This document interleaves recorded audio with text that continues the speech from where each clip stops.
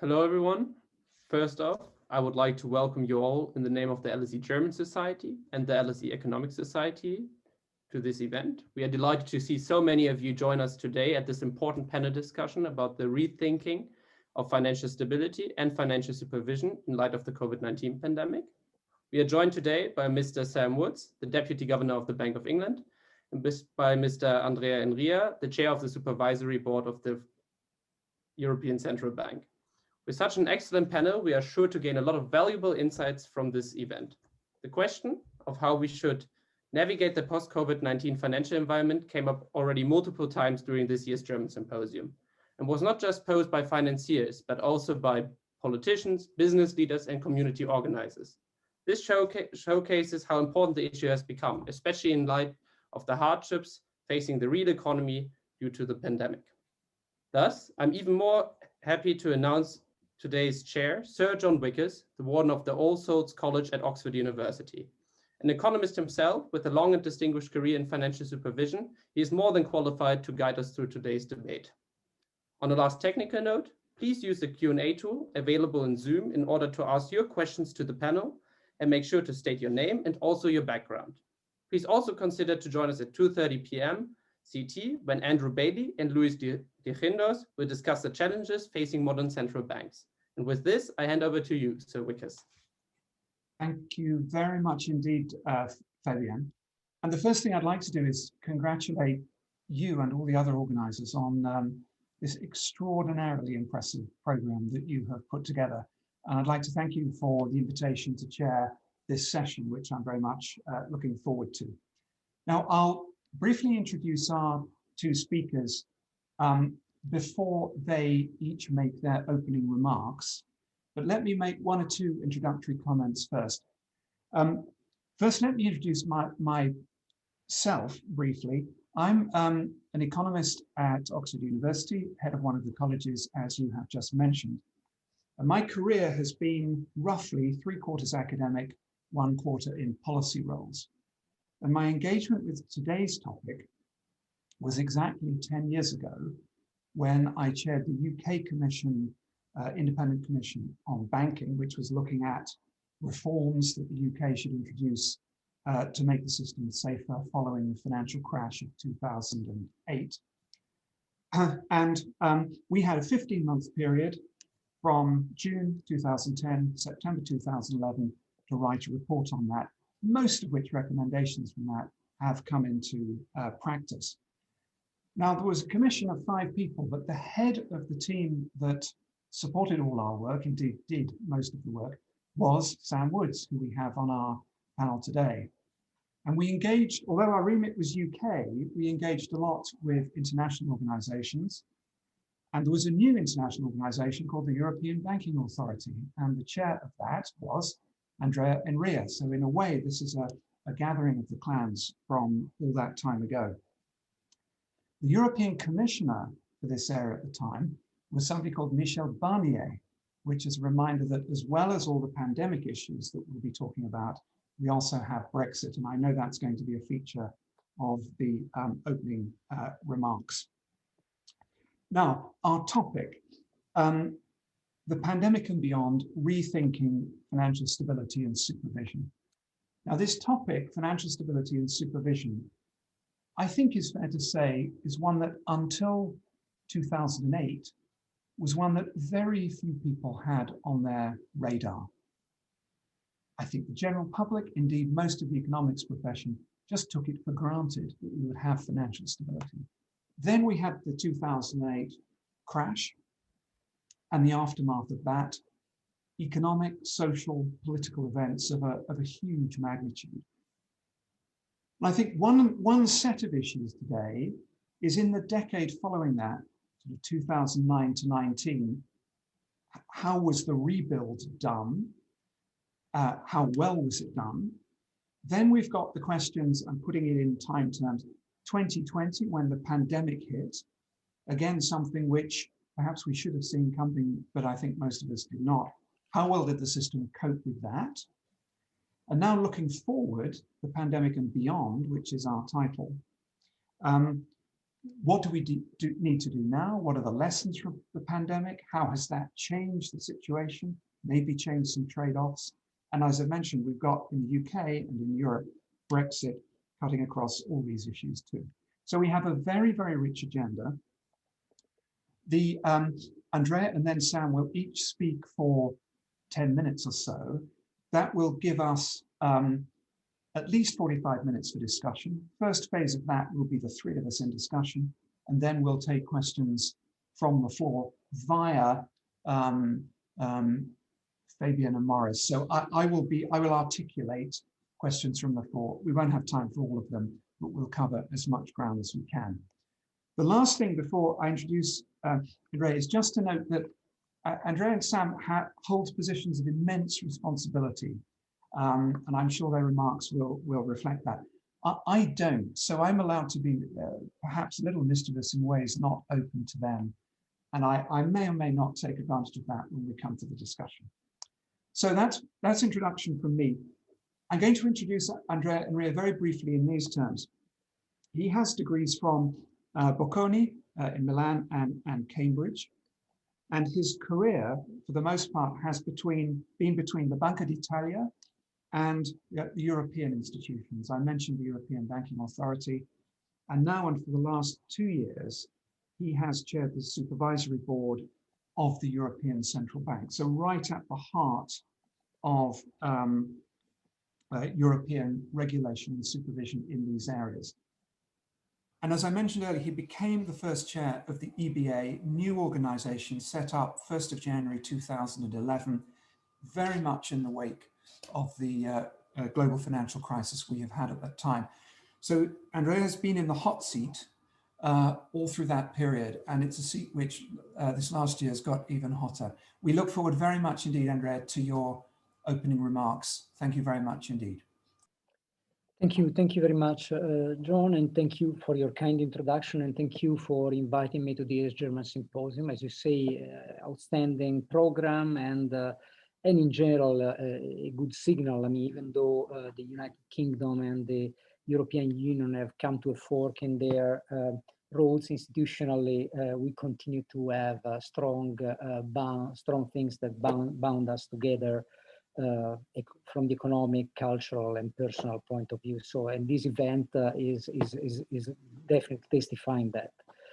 In normal times, we would have expected that Brexit's final form and its potential repercussions would probably have been the most discussed topic in the hallways of European parliaments and governance buildings. But unfortunately, we all know that we had to grapple with the COVID-19 impact, and it was just 1 year ago, basically, the first cases started developing throughout Europe, and thankfully, banks, I think, absorbed the first economic shock of the pandemic much better than they did with the hit of the great financial crisis. The regulatory overhaul that was carried out by the international community following the last crisis has increased the resilience of the banking sector in a significant way, and has enabled the public authorities to launch a decidedly counter-cyclical response to the financial fallout of the pandemic. It is probably too early to pass a final judgment. I know that there are discussions also in the supervisory community about all these buffers framework, how it has worked, whether it needs to be rethought in some way or the other. But in general, I think that the efforts to strengthen the capital and liquidity position of the banks, to improve their risk management and the measurement of risks and their models, to establish buffer in good times that can be used under stress conditions. I think all of these paid off in the first phase of the COVID-19 crisis.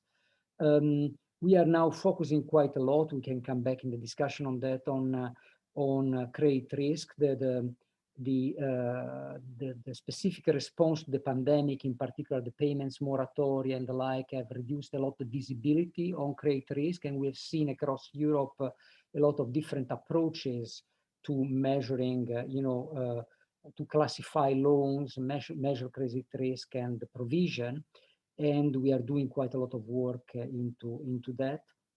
The second big topic we are dealing with, we are grappling with, is the sustainability of business model. The crisis hit the European banking sector in a situation of structural fragility, in a sense, structural inefficiency.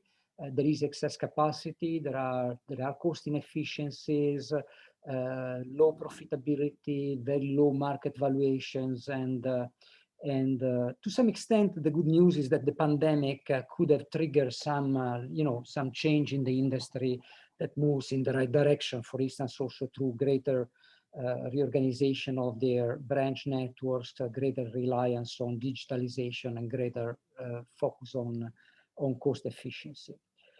Now, if we go back to the policy response in the wake of the great financial crisis, I think that this brought about a resurgence of a very territorial approach to financial regulation and supervision. You will all remember Mervyn King was then the governor of the Bank of England that famously said that the international banks were, the global groups, the global banks were international in life and national in death.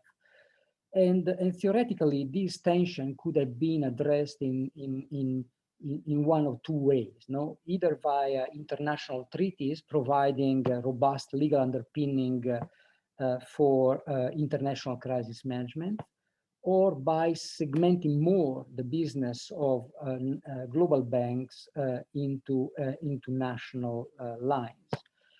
So, in other words, you could have made,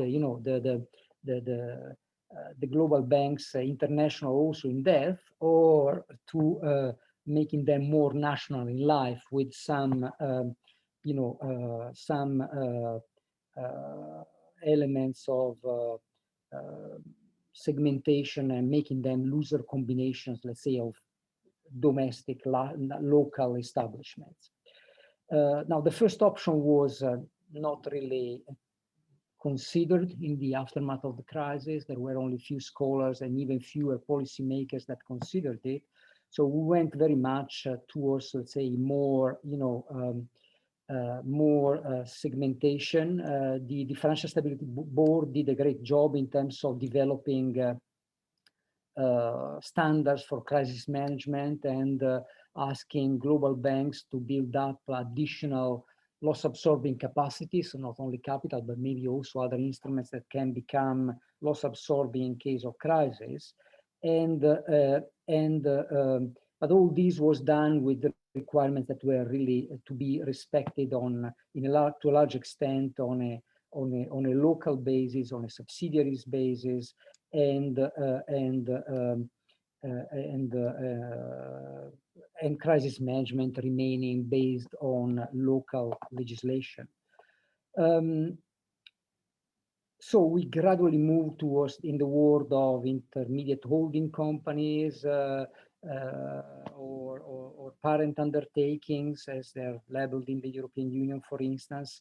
And de facto, global players have to, let's say, develop self-contained subgroups and subsidiaries in each relevant jurisdiction, subject to all the relevant local requirements and intensified supervisory scrutiny.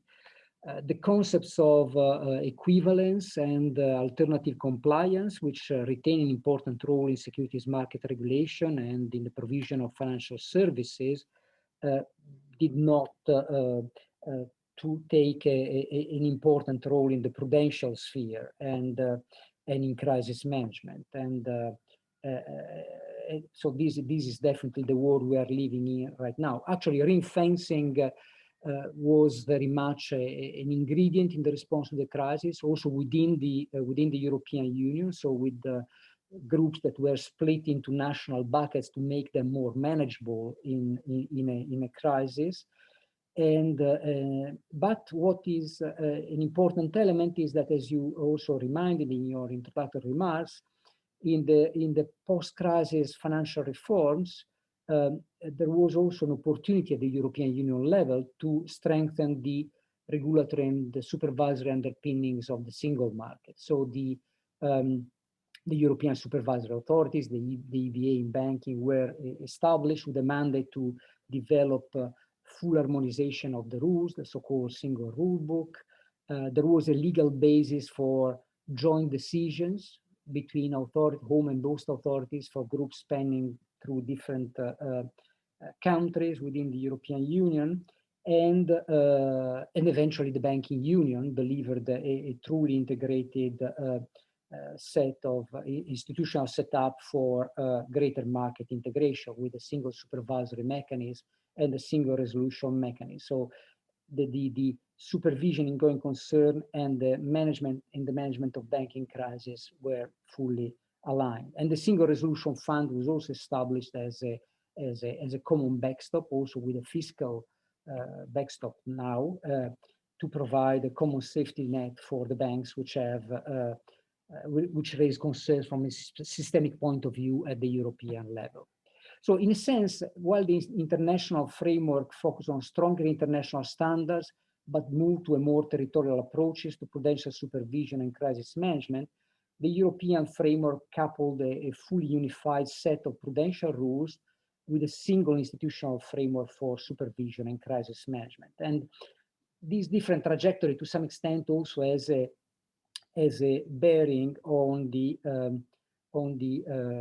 implications also for Brexit and how these impact on the banking sector and the organization of the banking sector across the channel.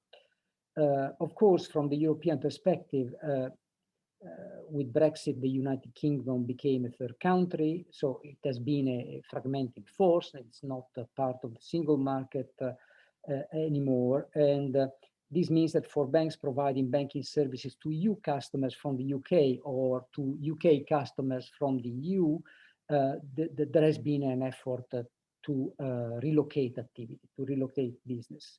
It is well known in the past few years, we engaged quite a lot with banks to follow this relocation process and preparing for Brexit. One of the key messages has been no empty shells, so that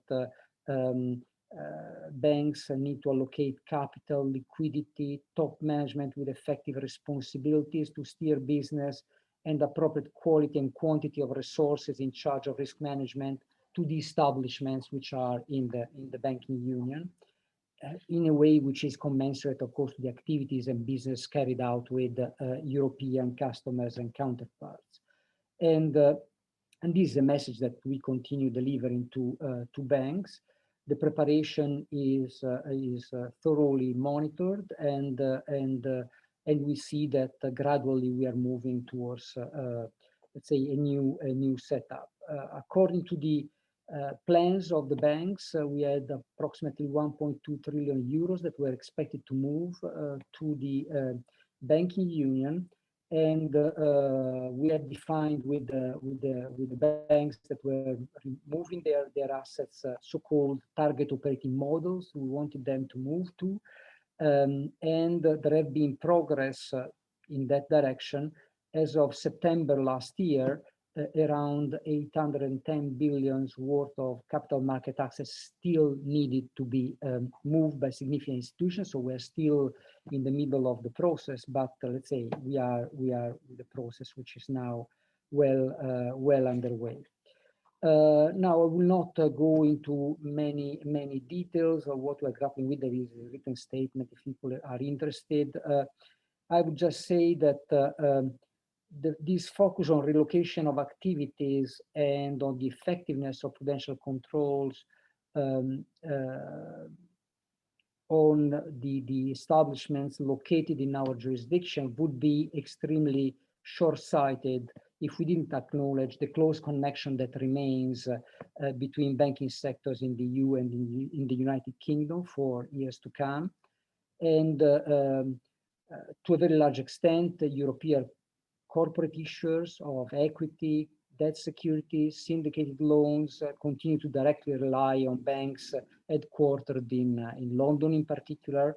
And even after the migration of assets, which is expected according to our target operating models, we expect that the safe and prudent management of global banking groups will remain an essential ingredient of financial stability in any jurisdiction in which these groups are established, including, of course, the banking union. Moreover, the provision of financial services is becoming increasingly mobile, also thanks to the increase in digitalization that the pandemic has further accelerated. So we would be bound to be heavily disappointed if we thought that a more territorial approach could succeed in neatly boxing in activities and containing risks in our domestic jurisdictions. So financial innovation will increase interconnections and create new channels for contagion that we will need to monitor closely via especially enhanced cooperation. We do have we established good framework for cooperation between the ECB and the Bank of England, in particular the PRA, and we have a memorandum of understanding which has been set up, a statement of intent on the supervision of branches also, and I know that the UK Treasury and the European Commission have already committed to develop a broader framework for regulatory cooperation in which we will all be involved. And of course, these formal agreements and structures for cooperation are key, but we all know that regular, open, frank discussions at all levels of our organizations is really the most important ingredient for tackling issues in a coordinated fashion. We know that there will be tensions, especially in times of crisis. There could be moments in which objectives may become misaligned, and the strong foundations of cooperation between us and the PRA, I think, will be very important in addressing these challenges. So thank you very much for your attention. Thank you. Stop here. Thank you very much indeed, Andrea. Now we turn to Sam Woods. As I mentioned, exactly 10 years ago, he and I were working together on the Independent Commission banking work. Sam has degrees from Oxford and INSEAD.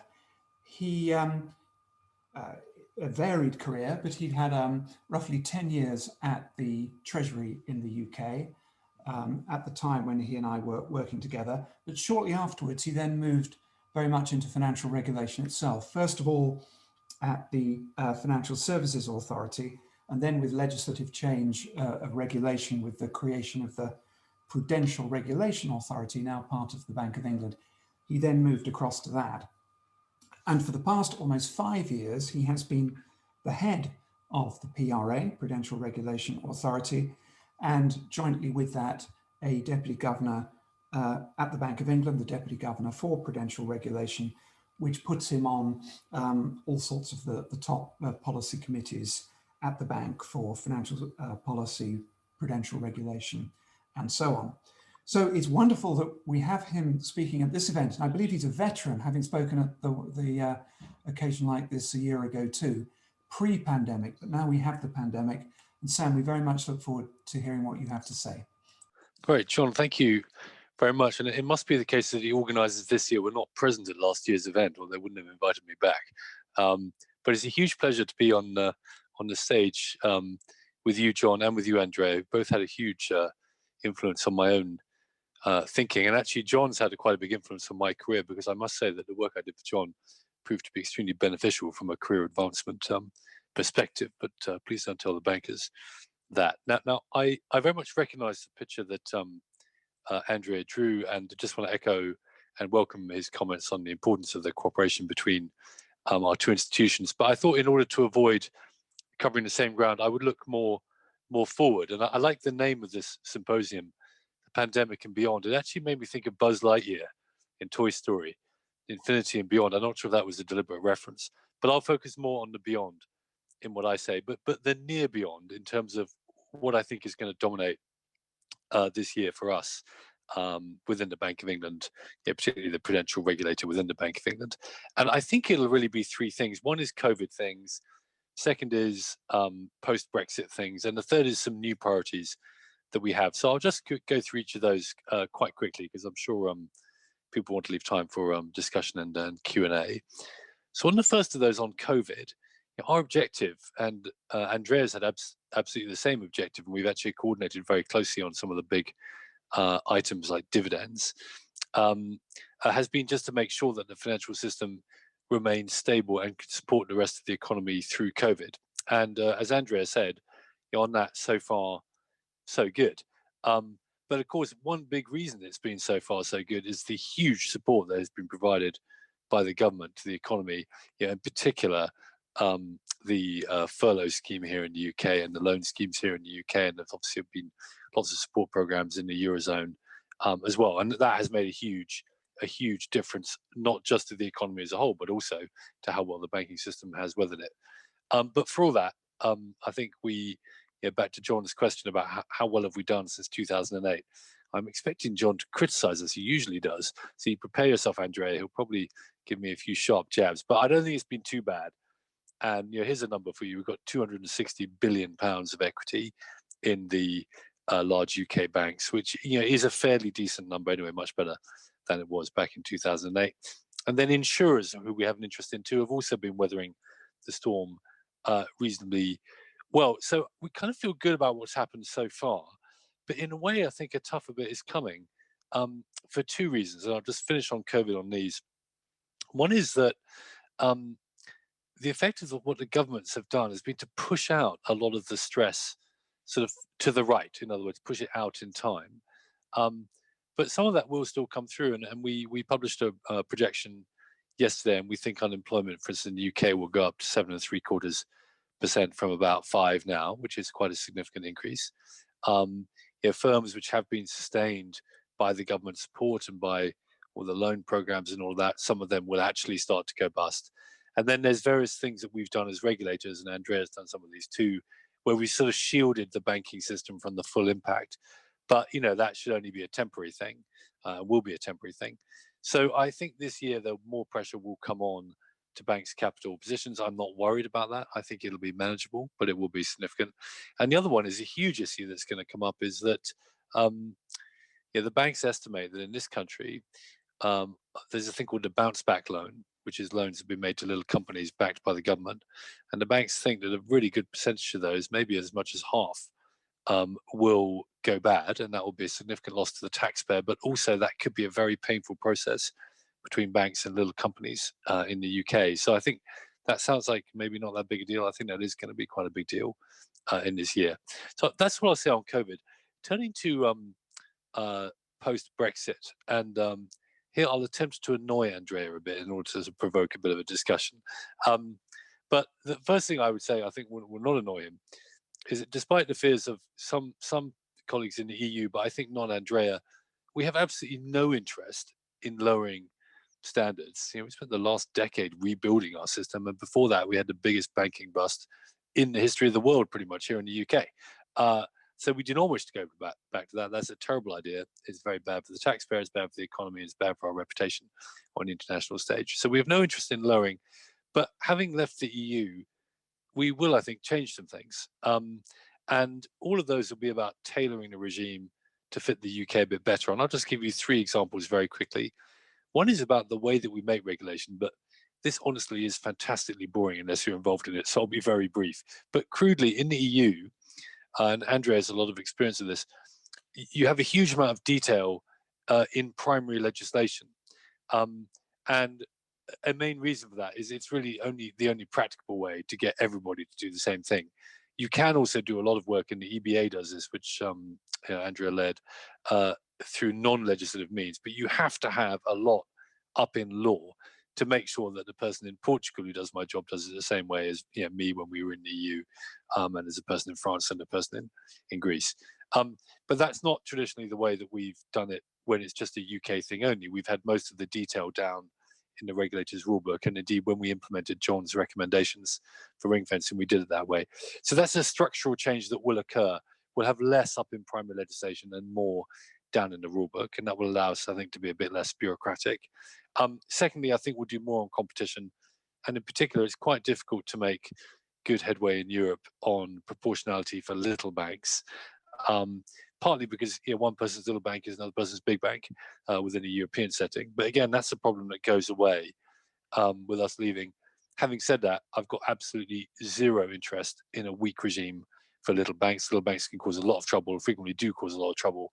But what we can do is simplify, because applying the full weight of the rules, as we've done in Europe, to the little banks, I think is actually not terribly helpful. So we're going to simplify, but without weakening. And then we're going to make some reforms on the insurance side. But I think probably some of you in the audience would finally keel over if I went into that. So I'm going to leave the insurance to one side for today. But all of that is a kind of tailoring thing, which we will do, but within the context of keeping standards high.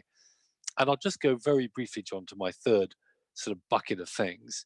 And the price for us of being able to even look into this bucket is that we keep those basics strong. So we keep capital strong, we keep liquidity strong, governance and controls, all of that. But if we succeed in that, we can broaden our horizons a bit. And we're doing that in three ways.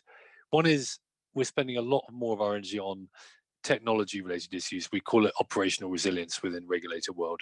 But really, this is about the ability of banks and other financial companies to keep going, not only financially, but also operationally. And basically, many of us, I mean, I would guess, everybody listening to this call accesses all of their banking through their phone. And probably nobody's been into their bank, within the last year, but I guess not in the year before that either.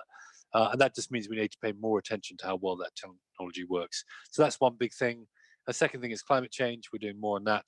We're going to do quite a lot more on that this year. And if people want to, we can come into that in discussion. And the third, which I'm sort of more mulling at the moment, is on diversity and inclusion, which I think is actually an important ingredient of safety and soundness, and where I think we can probably do a bit better than what we've done in the past. So we're just thinking about developing some more thoughts there. So let me, John, stop there and pass back to you. Thanks. Sam, thank you very much indeed. So we have about 40 minutes for discussion. And I think the first phase of that, let me lead off with a few pretty broad questions. The first one, I'd like to take seriously the title of this session, the pandemic and beyond, and put it in these terms. If you look at the rebuild of financial stability that was done after the crisis of 2008-9, it had many, many elements which the two of you have mentioned. One was to have much more equity capital funding in the funding structure of big banks so that they weren't near the edge of the cliff when bad news came to them. There were measures on liquidity to make sure that the assets of banks weren't disproportionately locked up in illiquid investments that, if there were liquidity calls on the banks, they could not make.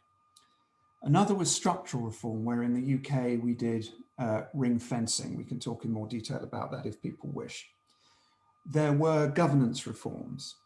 There was the development of so-called resolution regimes, the idea that if a bank or multiple banks get into a state of failure, then unlike the situation 12 years ago, where governments either had to sort of rescue the whole thing or let it go under, there could be much more tailored sort of surgical interventions.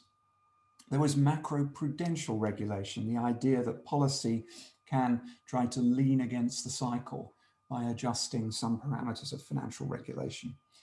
Now, when you take that set of things, it's clearly very, very important. And when you look at 2020, the pandemic, I'm just going to state two views, and Sam, you touched on one of these, and invite your further comments on this. One view would say, look, the pandemic was a crisis like no other. You had this huge drop in GDP. It was a massive supply hit as well as demand hit, and the financial system survived.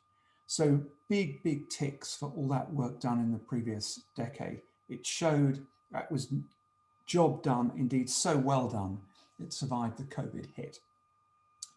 Another view would say, well, hang on, it hasn't told us anything, because the government support measures which you mentioned, the furlough scheme in the UK and in other countries, massive support to bank lending, deferment of tax payments, of rental payments, all the rest of it. The governments have basically bailed out the customers of the banks, and that's why they haven't had to bail out the banks. So whereas 12 years ago, the collapse of the banks got the rest of the economy into trouble, this time the general economy mess has been, the banks have been shielded because of the nature of government interventions. So essentially, we haven't learned anything. And as you said, Sam, and I'm pushing the point further, is just maybe deferred issues, and possibly in a troubling way, because fiscal pressures are, the strain on the fiscal situation is now so much greater now than anyone would have thought about even a year ago. And I just wonder, it'd be very interesting to have your further thoughts, perhaps starting with Andrea and then come back to you, Sam, on what the survival of 2020 tells us about the reform job done in the previous decade. Andrea, would you like to comment on that, please? Sure. No, it's a very important question, and I'm very much in the same camp as Sam. Let me start, however, with the thing that I think is sometimes overlooked. Let's say once the pandemic hit, got into our economies, I think that banks, if you look at past crises, past recessions, could have had a knee-jerk reaction with a sort of sudden increase in risk aversion, and could have started, tightening credit standards quite extensively. I mean, this risk was quite significant in my view.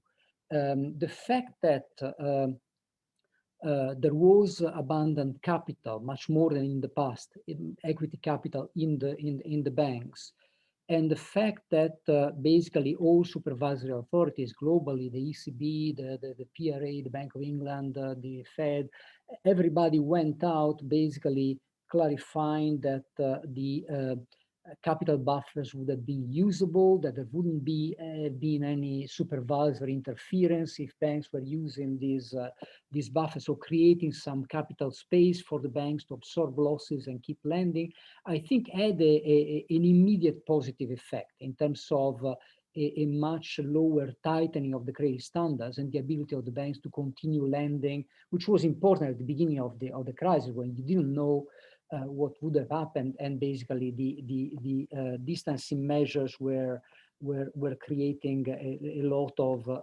strain in the economy. So I think that was a positive.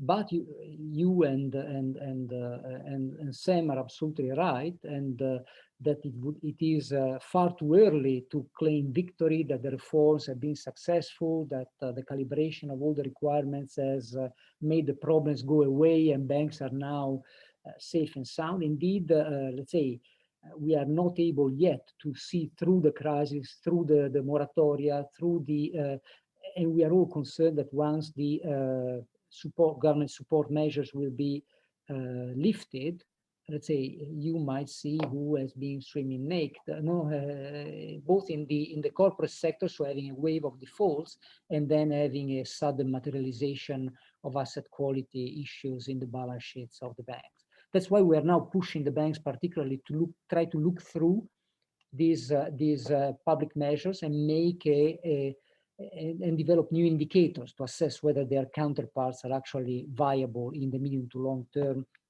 also when the measures will be repealed. So I think that that's the main challenge at the moment for us.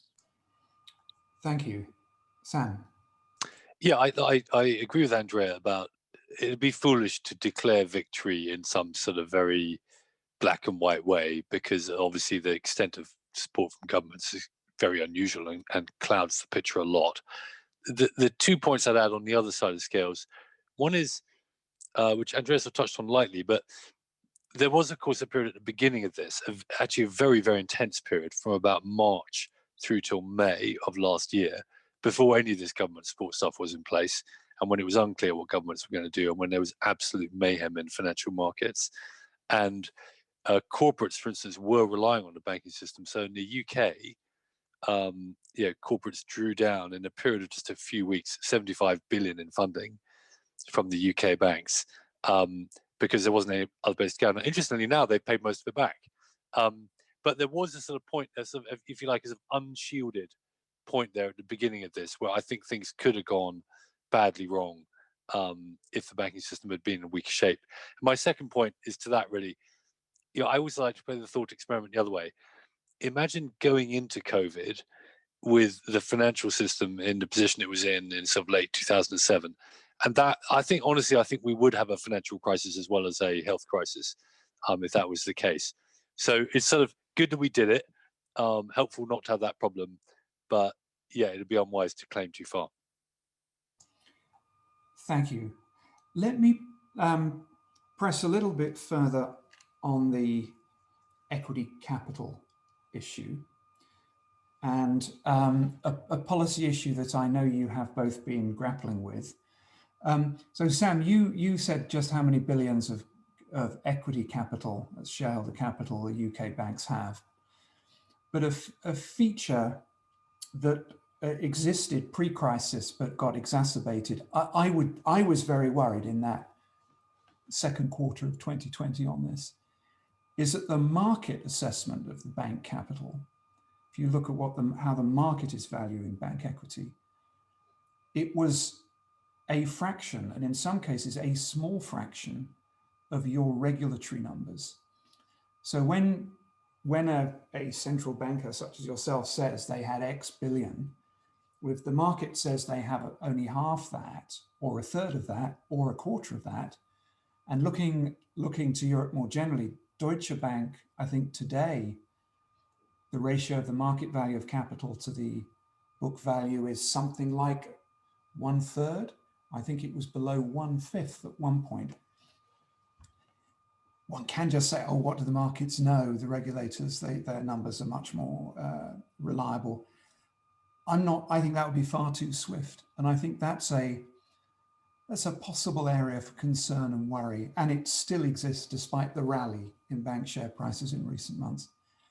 And linked to that, and this was a policy question you had, was should these banks be allowed to pay out dividends or do other kinds of capital buyback or fancy remuneration payouts when there are real questions about their capital adequacy? To put it in rather populist terms, if lockdown means that people will have to stay at home, why should bank dividends be allowed out of the door? Because every euro or pound paid out is €1 less in bank capital. So any comments you've got on that market versus regulatory measure of capital and its specific aspect there of the dividend payouts? I wonder if we could go in the same order with Andrea first and then Sam. The point of the low market valuations of European banks is a big concern for me, I mean, for Supervisor, and it should be. If the markets have such low assessments of the value of banks' assets, I mean, there is something that we need to look into. I would say, though I might be wrong, but my assessment at the moment is that when I joined the EBA, when I was meeting Sam in 2011, I think that the problem of bank valuations was mainly driven by the opaqueness of the quality of bank assets. So there was a lot of concern in the markets as to whether the banks had valued appropriately all the structured products that they would enter into in the financial crisis.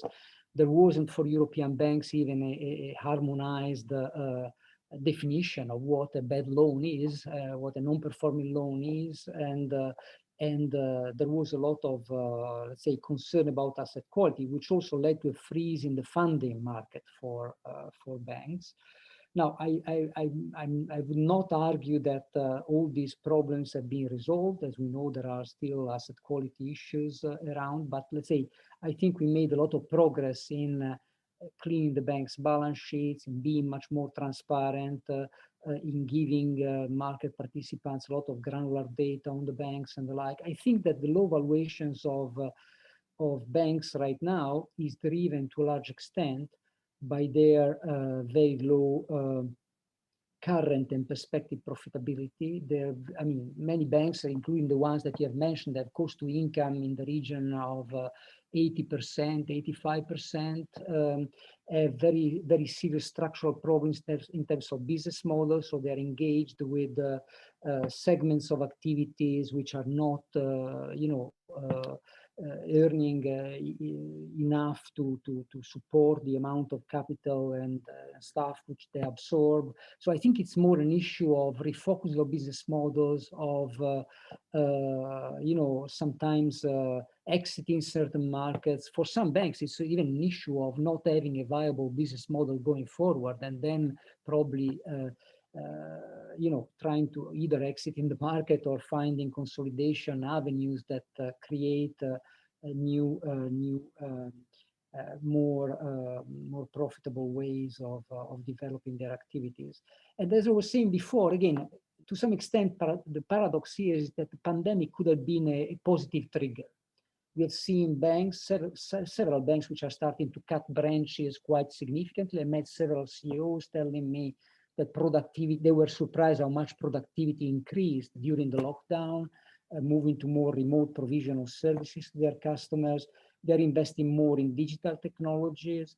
There have been some consolidations that from business perspective make sense, and they've trimmed down cost and increased valuation. So there could be some positive signals, but we are not there yet.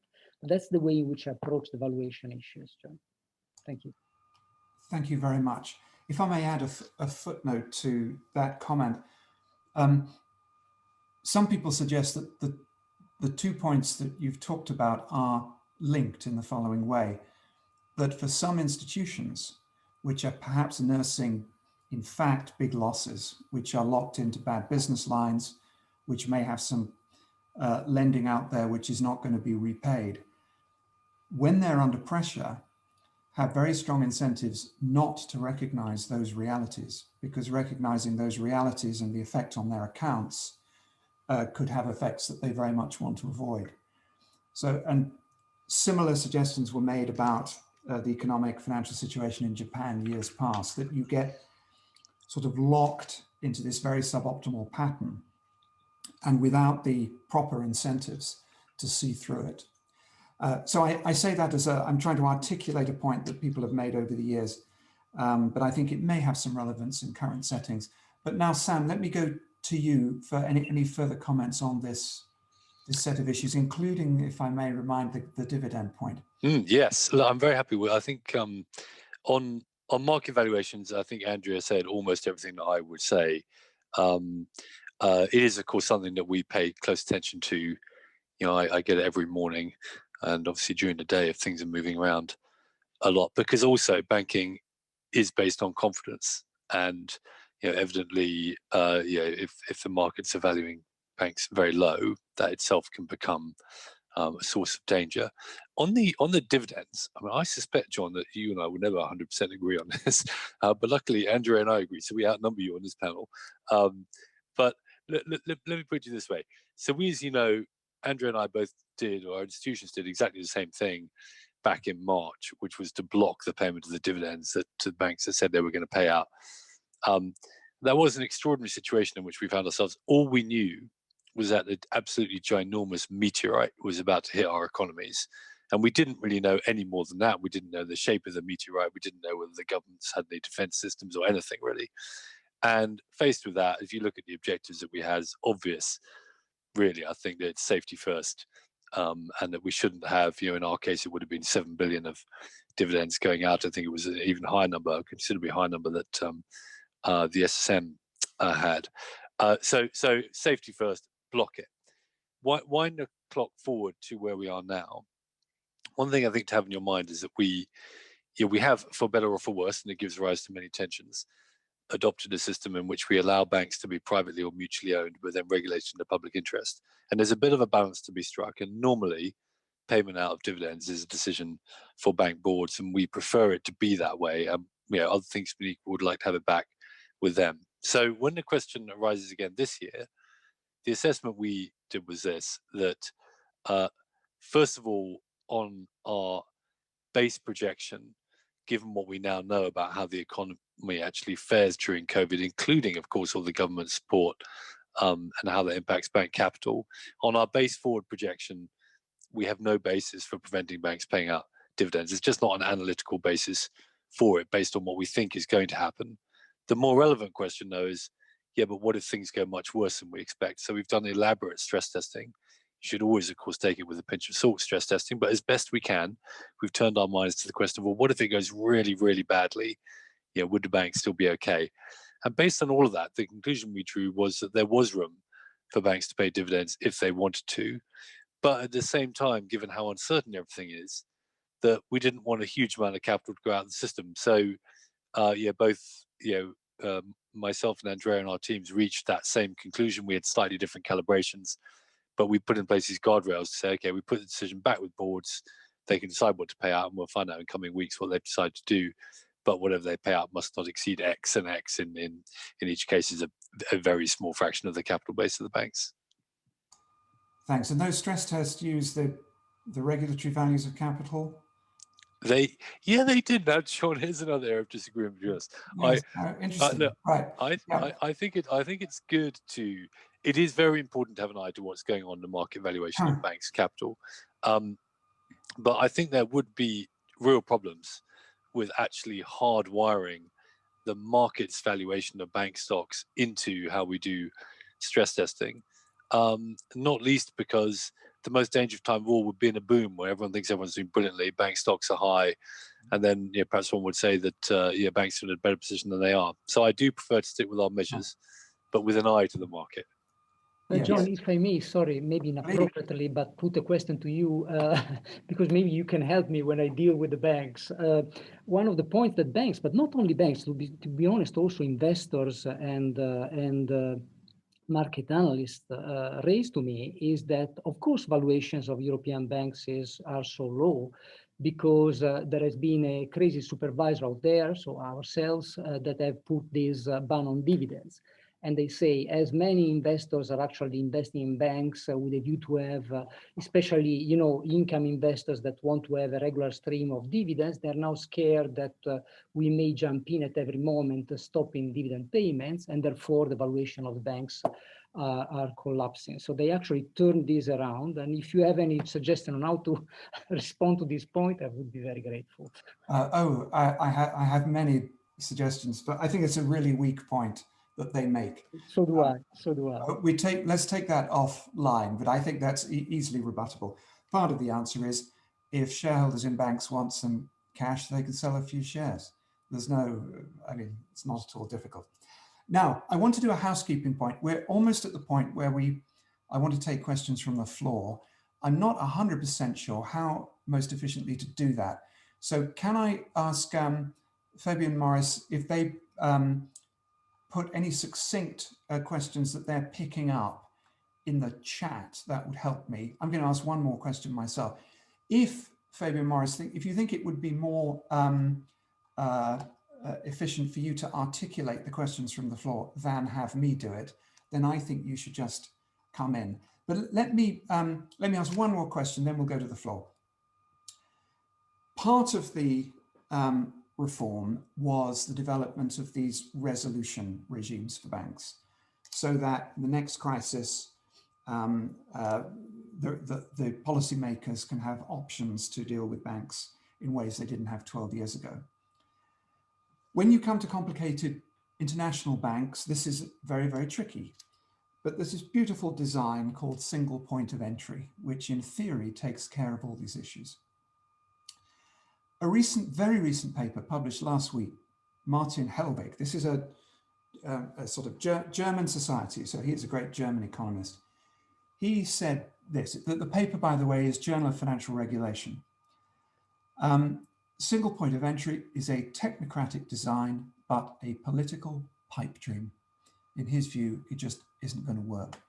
I wondered from where you sit, Andrea, what's your thought on that, that criticism?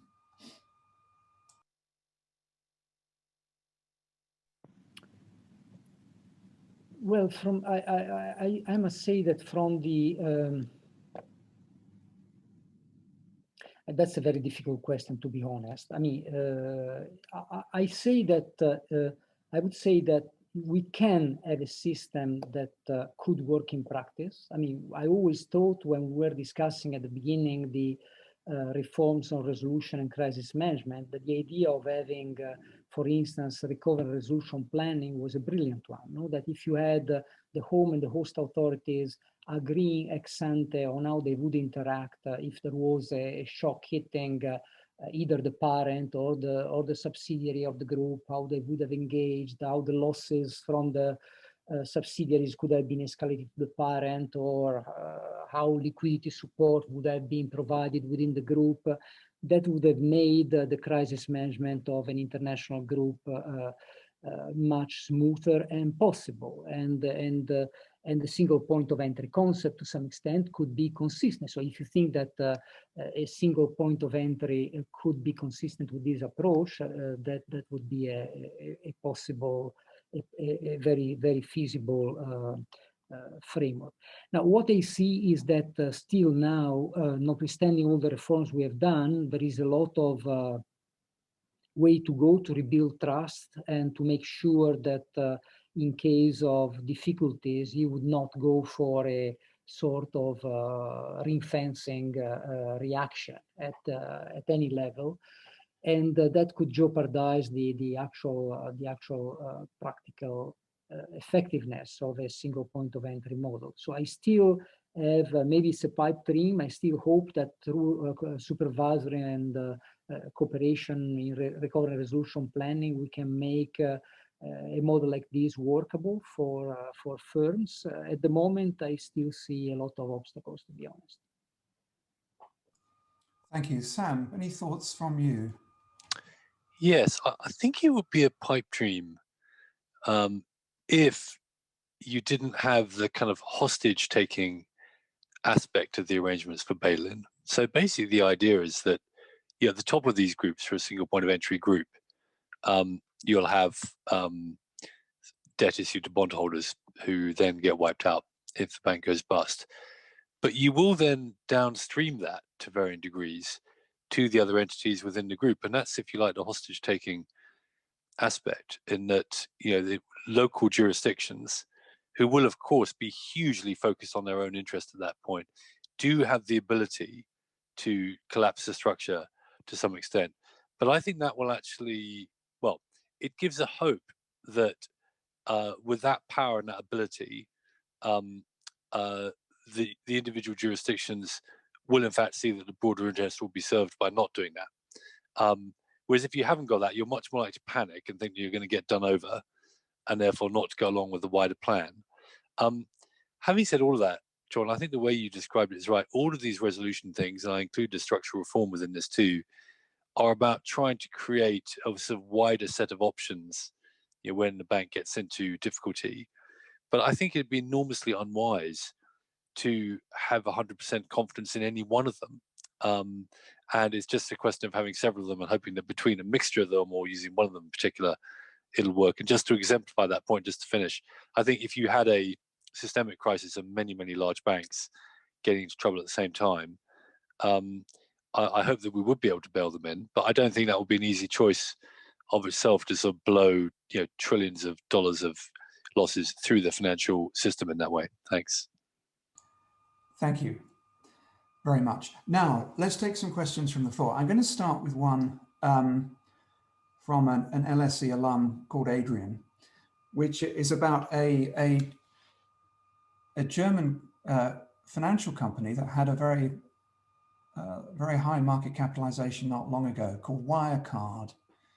And the question is there a lesson from what happened there that supervision needs to broaden its expertise on regulation beyond just the banking, and you talked about insurance as well, Sam, those institutions, and how fit for purpose is the overall supervisory regime when one looks at those issues? It's not far away from banking in the case of that company, never mind other corporates. Is the scope of view as wide as it should be? Again, I wonder, Andrea, would you be willing to go first on that? Well, thank you. Yes. Well, I think that in general, the question is very fair. I mean, we do have, at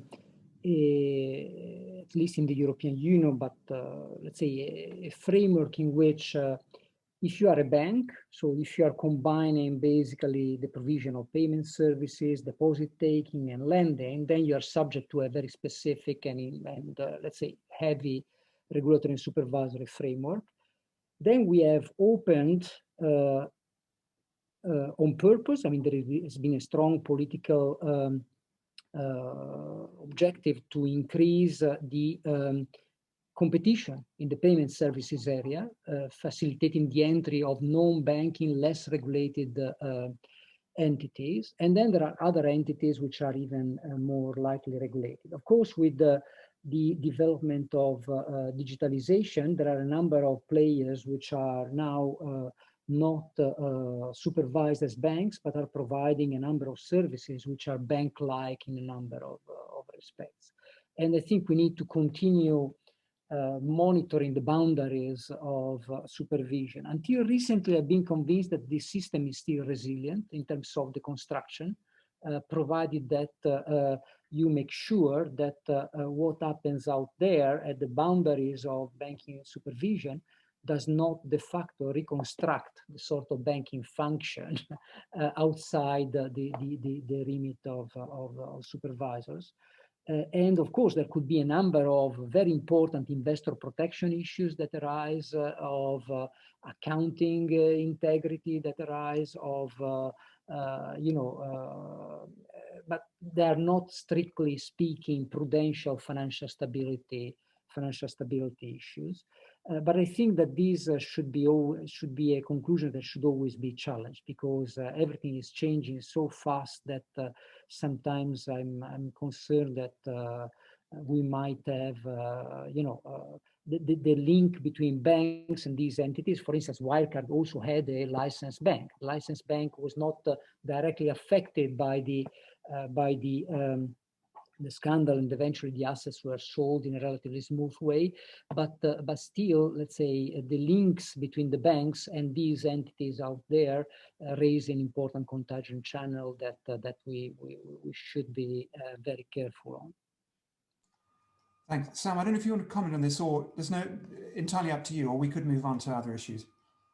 I'll make a very brief comment, which is just, I think these structures which have one foot inside the regulatory perimeter and the rest of their body outside the regulatory perimeter are particularly troubling. And Wirecard is just one example, but that's a dangerous and difficult structure to deal with.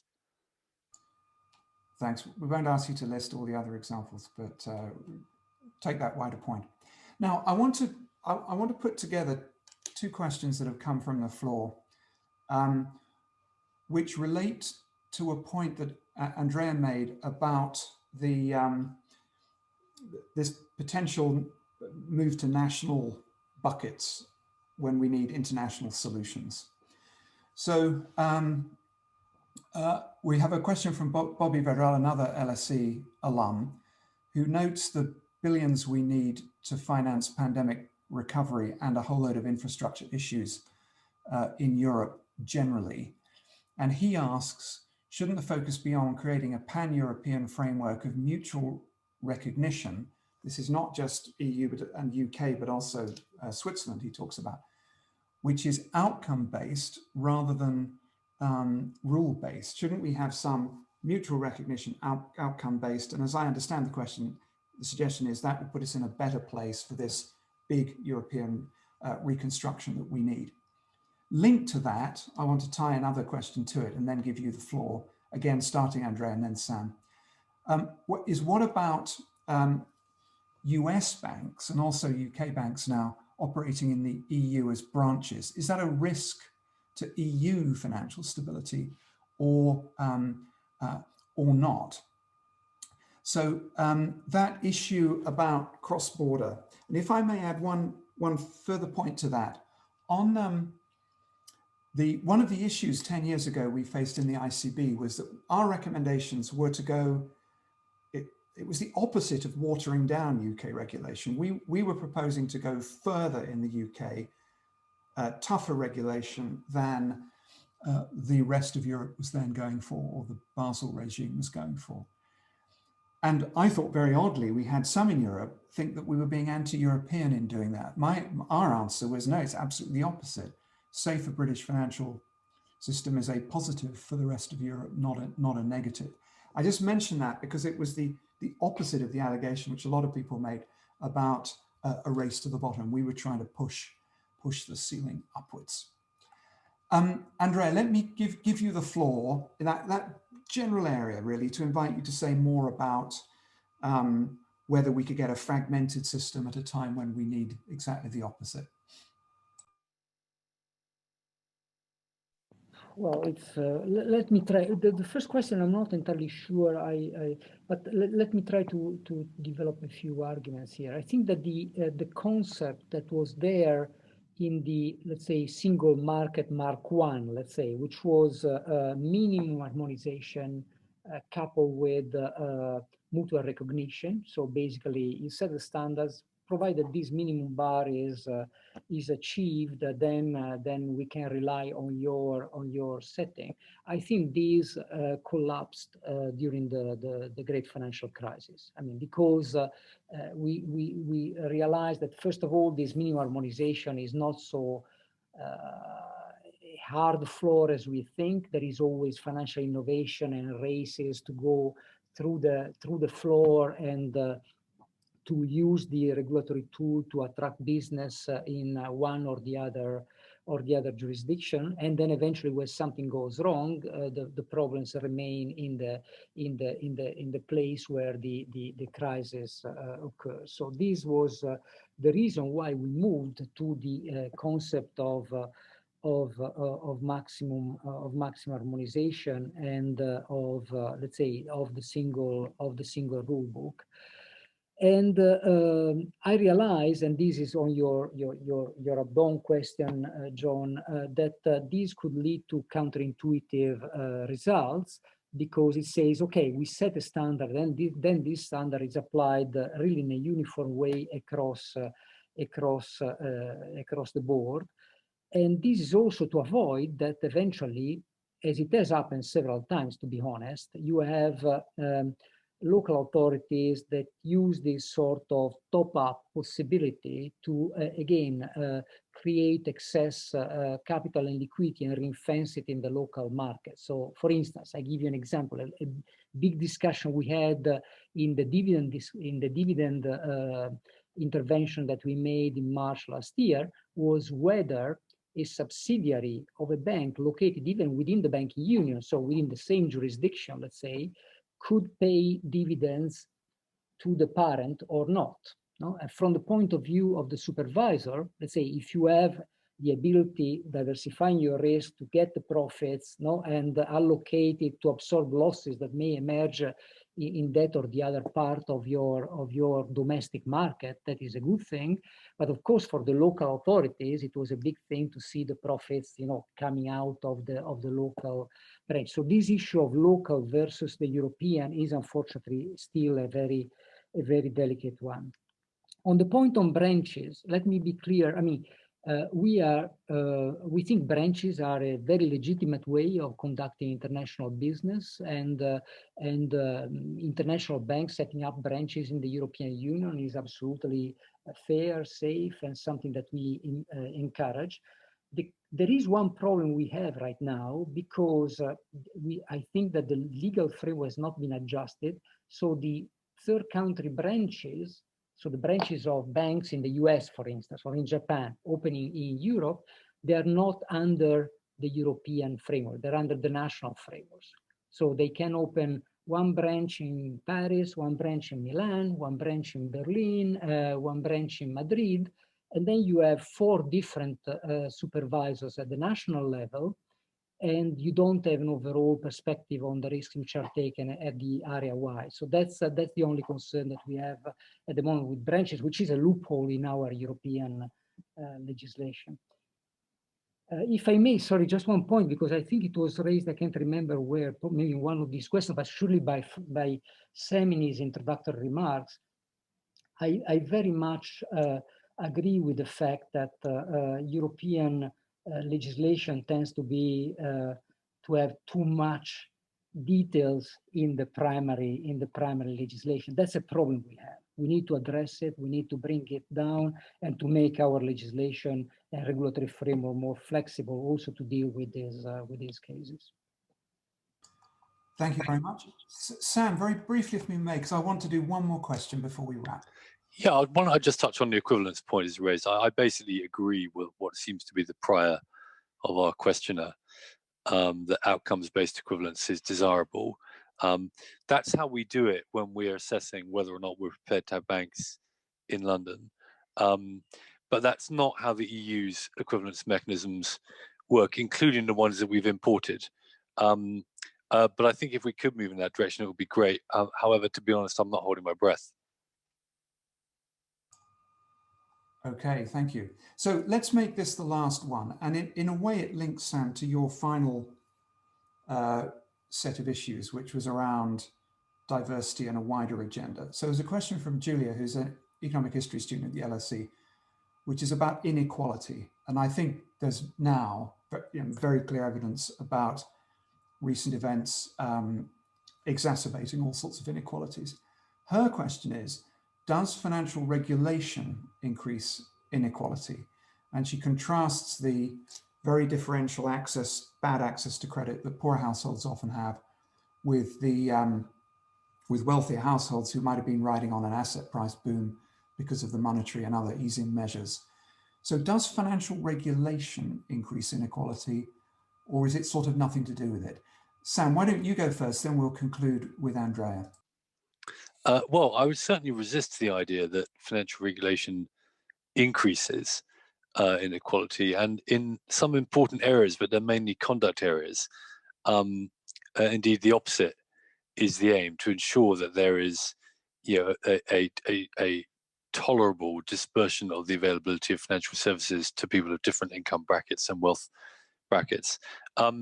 Having said that, so I do think it's very relevant to financial regulation, but I do think that financial regulation, and indeed to some extent the structure of the financial system, are downstream in this. So I think the things that drive inequality in our societies are not fundamentally things to do with the structure of the financial system or financial regulation. They could exacerbate them if done badly, but we try to avoid that. So I think it's a relevant thing for us to have in mind. It's a sort of thing, certainly for conduct regulators, that they do have quite closely in mind. But I don't think we're so much in the driving seat, would be my view. Thank you. Andrea? Well, I don't have much to add. Indeed, as prudential supervisors, you try to, I always think that the role of a prudential supervisor is to act on behalf of, dispersed, uninformed retail depositors and customers of banks. So that's our task. So to some extent, if anything, we are trying to act on behalf of the weakest part of the customer base interacting with the banks. There are a number of issues which are more in the conduct on the conduct side, as Sam said.